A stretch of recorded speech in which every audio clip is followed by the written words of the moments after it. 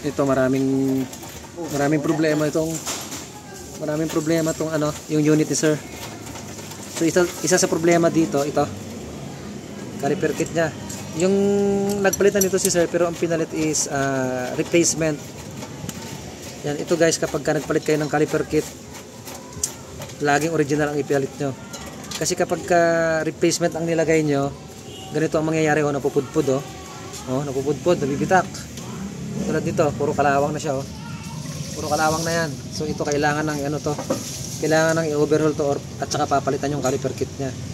So kailangan dito original ang ipalit nyo na caliper kit para pang matagalan. So ito pa isa sa problema, yung rotor ni sir. Yan mapapansin nyo yan ang lalim yan.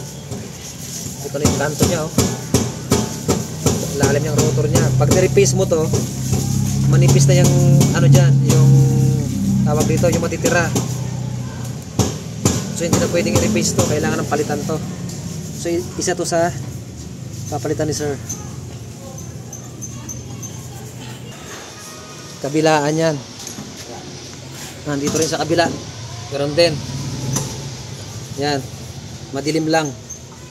Yan dito sa kabila, ganoon din. Ayan yan, punit na rin, tsaka bitak-bitak na yung caliper kit. So kailangan na rin yan papalitan kasi kinakalawang na yung loob, yung rotor, lalim ng rotor.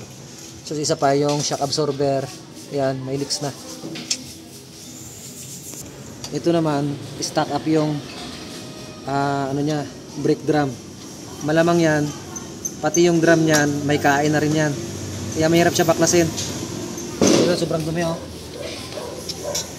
mahirap baklasin. Ito wasak wasak yung bumper sir sa likod. So ito medyo maraming problema rito si sir. Puro kalawang na rin yung drum. Yan. Dito naman wala kasi tayong ilaw yung brake, yung yung belt nya sobrang nipis na, gawa ng yung valve cover gasket nya, nagliliks na, napunta doon sa belt, numipis yung belt yan, hanggang baba na yan yung tagas. Tapos itong makina ni sir, madumi na rin, yan, may mga tutong siya. So kailangan niya palitan yung belt, valve cover gasket. Ito kailangan to balutan.